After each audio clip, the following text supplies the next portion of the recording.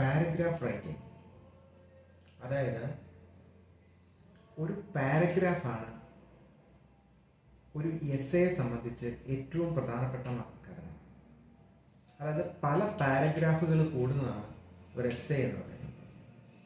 ഇനി ഒന്നും കൂടി പറഞ്ഞു, നമ്മൾ കഥയിൽ ഓരോ കഥാപാത്രങ്ങളെയും സൃഷ്ടിക്കുന്നത് പോലെയാണ് പാരഗ്രാഫ്. ഉദാഹരണത്തിന്, ഓരോ കഥാപാത്രവും ഓരോ ആശയങ്ങളാണ്. നമുക്ക് ഉദാഹരണത്തിന് ഒരു ബാഹുബലി എന്ന് പറയുന്ന ഒരു സിനിമ എല്ലാവർക്കും പരിചിതമായ ഒരു അല്ലെങ്കിൽ എല്ലാവരും കണ്ടിട്ടുള്ള ഒരു പടം. അതിനകത്ത് എന്താ? അതിനകത്ത് ഓരോ വ്യക്തികളും ഓരോ ആശയങ്ങളാണ്. അതായത് നിസ്വാർത്ഥപരമായിട്ട് ഒരമ്മ 2 മക്കളെ വളർത്തുന്നതാണ്. അമ്മയുടെ അമ്മ എന്ന ആശയം അവിടെ പറയുന്നത്. താൻ സ്വന്തമായിട്ട് വളർത്തുവും സ്വന്തം കുഞ്ഞും, അതായത് സഹോദരന്റെ കുഞ്ഞും, 2 പേരെയും എടുത്ത് 2 പേരെയും ഒരുപോലെ വളർത്തുന്നു. ഒരു ഡെഫിനിഷനാണ്. പേരൻസ് എന്താണ്, ചൈൽഡ് എന്ന് പറയുന്നത് എന്താണ്. അത് കഴിഞ്ഞ് വീണ്ടും കഥയുടെ ഒരു ടേണിംഗ് പോയിന്റ് വരുമ്പം അവരുടെ യഥാർത്ഥ മാതൃത്വം അവരെ കൊണ്ട് കോംപ്ലിക്കേറ്റഡ് ആയിട്ട് ചിന്തിപ്പിക്കുക. അവരവരുടെ സ്വന്തം കുഞ്ഞിന് ഉയർച്ച ഉണ്ടാക്കാനായിട്ട് ആഗ്രഹിക്കുക. ഉള്ളിൽ അങ്ങനെ ഒരു ആഗ്രഹമുണ്ട്, അതങ്ങ് പൊന്തി വരിക. മാതൃത്വത്തിന്റെ 2ാം ഭാഗം അവിടെ കാണിക്കുന്നത്. പിന്നീട് വ്യത്യസ്തത ഉണ്ടാവുക. ഒരു ലേഡി വരുന്നു, അവളുടെ പേരിൽ ഭിന്നത ഉണ്ടാകുന്നു, 2 തട്ടാവും. അതായത് സ്ത്രീ സഹജമായ മാതൃത്വപരമായ ഒരു ചിന്തയിലൂടെ കഥ കൊണ്ടുപോയിട്ട്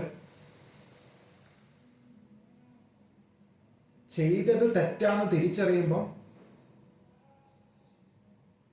അതിനു വേണ്ടിയിട്ട് നിയമങ്ങൾ ഉണ്ടാവുക, അതിനു വേണ്ടിയിട്ട് പ്രവർത്തിക്കുക. തൻ്റെ സ്വന്തം മകനല്ലാത്ത കുഞ്ഞിനെ വളർത്താൻ വേണ്ടിയിട്ട് അവരവരുടെ ജീവൻ തന്നെ ത്യാഗം ചെയ്യുക. ഇവിടെ ആദ്യം കാണിക്കുന്നത് വെറും ഒരമ്മയും രണ്ടാമത് നിലപാടുള്ള ഒരു അമ്മയായിട്ടാണ് കാണിക്കുന്നത്. അപ്പം ദേവസേന എന്ന് പറയുന്ന അല്ലെങ്കിൽ ആ മാതാവായിട്ട് കാണിക്കുന്ന കഥാപാത്രത്തിന് ആ മാതൃത്വത്തിന്റെ ഐഡിയോളജിയിൽ നിന്നാണ് കഥ പോകുന്നത്. അതിന് ഓപ്പോസിറ്റ് ചെയ്യുന്ന ഓരോന്നും ഓരോരോ ആശയങ്ങളാണ് പറയുന്നത്. വരുന്ന പെണ്ണ്, സ്ത്രീ, രാജകുമാരിയായിട്ട് വരുന്ന ആള്, അയാളൊരു നിലപാടാണ്. ഉണ്ടായ കുഞ്ഞുങ്ങൾ 2 പേരും 2 നിലപാടുകളാണ്. ഒരാളുടെ രീതി, അത് ഒരാശയമാണ്. ഇതുപോലെയാണ് എസ്സേയിൽ പാരഗ്രാഫുകൾ ഉണ്ടാക്കുന്നത്. ഓരോ പാരഗ്രാഫും ഓരോ ആശയമാണ്. ഈ പാരഗ്രാഫുകളുടെ ഉള്ളിൽ കിടക്കുന്ന ഈ ആശയങ്ങളെല്ലാം കൂടി ചേർന്നാണ് ആ എസ്സേ എന്ന സംഭവത്തിന്റെ ഒപ്പീനിയൻ രൂപപ്പെടുന്നത്. അപ്പൊ പാരഗ്രാഫിലേക്ക് നയിക്കുന്നത് ടോപ്പിക് സെന്റൻസുകളാണ്. അതായത് ഒരു പാരഗ്രാഫിന്റെ ഹൃദയം എന്ന് പറയുന്നത്, അല്ലെങ്കിൽ പാരഗ്രാഫിന്റെ ആത്മാവ് എന്ന് പറയുന്നത് ടോപ്പിക് സെന്റൻസ് ആണ്. അപ്പൊ ടോപ്പിക് സെന്റൻസിന്റെ പ്രത്യേകത എന്താ? ടോപ്പിക് സെന്റൻസ് ഒരു കാര്യത്തെ ഇമോഷണൽ ആയിട്ടാണ് സമീപിക്കുന്നത്. നമ്മൾ ഒരു ഫാക്ട് ടോപ്പിക് സെന്റൻസ് ആവും ഇല്ല. ഒരു fact, sun rises in the east എന്ന് പറയുന്നത് ഒരു ടോപ്പിക് സെന്റൻസ് അല്ല, ഒരു ജനറൽ സെന്റൻസ് ആണ്. അതായത് sun rises in the east എന്ന് പറയുന്ന ഒരു സെന്റൻസ്. ഇനി ഇതിനെ ഇമോഷണൽ ആക്കാൻ പറ്റുമോ? ആക്കാൻ പറ്റും. അതായത് ഇതൊരു ഫാക്റ്റ് ആണ്, അല്ലെങ്കിൽ ഒരു ജനറൽ ട്രൂത്ത് എന്ന് പറയുന്നതിനെ എല്ലാവർക്കും അറിയാവുന്ന, എല്ലാ രാജ്യക്കാരും എല്ലായിടത്തും അംഗീകരിക്കുന്ന ഒരു സത്യം, പൊതുസത്യം. അതാണിത്. ഇതിനെ നമ്മൾ ഇമോഷണൽ ആക്കണമെങ്കിൽ എന്ത് ചെയ്യണം? നമ്മൾ ഇതിനെ വൈകാരികപരമായിട്ട് സമീപിക്കണം. വൈകാരികപരമായിട്ട് സമീപിക്കുക എന്ന് പറഞ്ഞാൽ നമുക്ക് ഇതിനെ നോക്കുമ്പോൾ നമ്മുടെ ഉള്ളിൽ ഒരു വികാരം ഉണ്ടാകണം.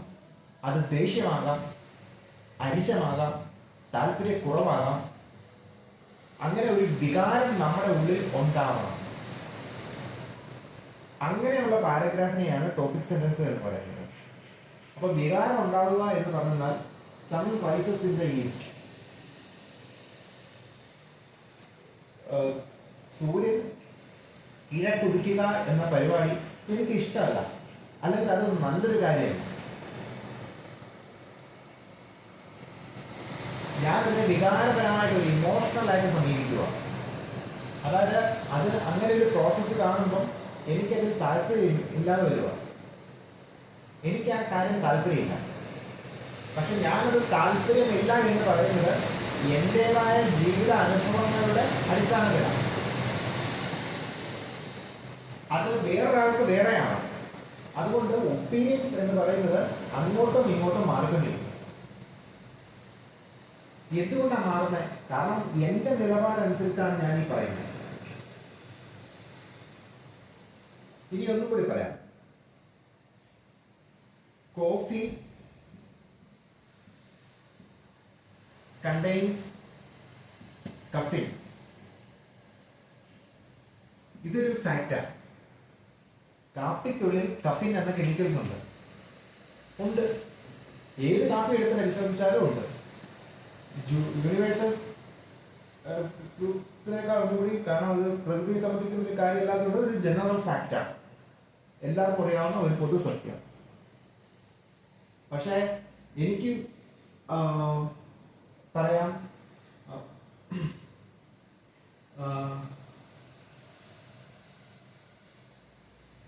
I don't like coffee in which there is a caffeine. അല്ലെങ്കിൽ I don't like coffee. എനിക്ക് കോഫി ഇഷ്ടമല്ല ബിക്കോസ് ഓഫ് കഫീൻ. ഇതൊരു സെന്റൻസാണ്. ആണെന്ന് പറഞ്ഞാൽ അതൊരു ടോപ്പിക് സെന്റൻസ് ആണ്. എന്ത് വെച്ചാൽ ഞാൻ ഇമോഷണലായിട്ട് ഈ കോഫി എന്ന കാര്യത്തെ സമീപിച്ചേക്കുക. കാരണം എൻ്റെ വികാരങ്ങളുടെ എൻ്റെ ഒപ്പീനിയനാണ് ഞാൻ പറയുന്നത്. ഒപ്പീനിയൻ എന്ന സംഭവം പറയുമ്പം എൻ്റെ ഇമോഷണൽ സ്റ്റാറ്റസ് ആണ് ഞാൻ പറയുന്നത്. എനിക്ക് ആ കോഫി ഇഷ്ടമല്ല. അപ്പം കോഫി എന്തുകൊണ്ട് ഇഷ്ടമല്ല എന്ന് ഞാൻ പറയണം. അത് എൻ്റെ ഒപ്പീനിയൻ, എനിക്ക് കോഫിയിൽ നിന്ന് ലഭിച്ച അനുഭവങ്ങളുടെ അടിസ്ഥാനത്തിലാണ് ഞാൻ പറയുന്നത് കോഫി കൊള്ളത്തില്ലെന്ന്. കാരണം കോഫി കുടിക്കുമ്പം എനിക്ക് ഗ്യാസ്ട്രിക് അൾസർ ഉണ്ടായി. എനിക്ക് കോഫി കുടിക്കുമ്പം ഉറക്കം പോകും, സ്ലീപ്ലെസ്നെസ്. എനിക്ക് കോഫി കുടിക്കുമ്പം വയറുവേദന, സ്റ്റൊമക് പെയിൻ ഉണ്ടാവുന്നു. ഈ കാരണം കൊണ്ട് ഞാൻ കോഫി കഴിക്കാൻ താല്പര്യപ്പെടുന്നില്ല. എനിക്ക് കോഫി ഇഷ്ടമല്ല. ഇത് എൻ്റെ അഭിപ്രായമാണ്. വികാരപരമായിട്ട് ഒരു കാര്യത്തെ ആര് സമീപിച്ചാലും അത് ആ വ്യക്തിയുടെ അഭിപ്രായം പറയുന്നത്. എന്നാൽ നേരെ ഇപ്പോഴും ഒരാൾ പറയുക, കോഫി എനിക്ക് പഠിക്കാനായിട്ടിരിക്കുമ്പോൾ നല്ല എനർജി തരുന്നു, എനിക്ക് ഉറപ്പുണ്ടാക്കുന്നില്ല, ക്ഷീണം ഉണ്ടാക്കുന്നില്ല. പഠനവുമായിട്ട് ബന്ധപ്പെട്ട് കാൽക്കുലേറ്റ് ചെയ്ത് അയാളുടെ നിലപാടെടുക്കുക. കാരണം അത് ചെയ്യുമ്പം എനിക്ക് നന്നായിട്ട് പഠിക്കാൻ പറ്റുന്നു. സ്റ്റഡിയുമായിട്ട് ബന്ധപ്പെട്ട് ഗുഡ് എന്ന് പറയുക.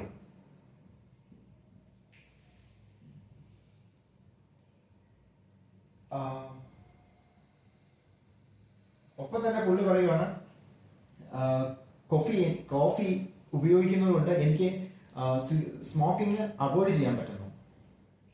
അതുകൊണ്ട് കോഫി നല്ലതാണ്. കാരണം സ്മോക്കിങ്ങിന്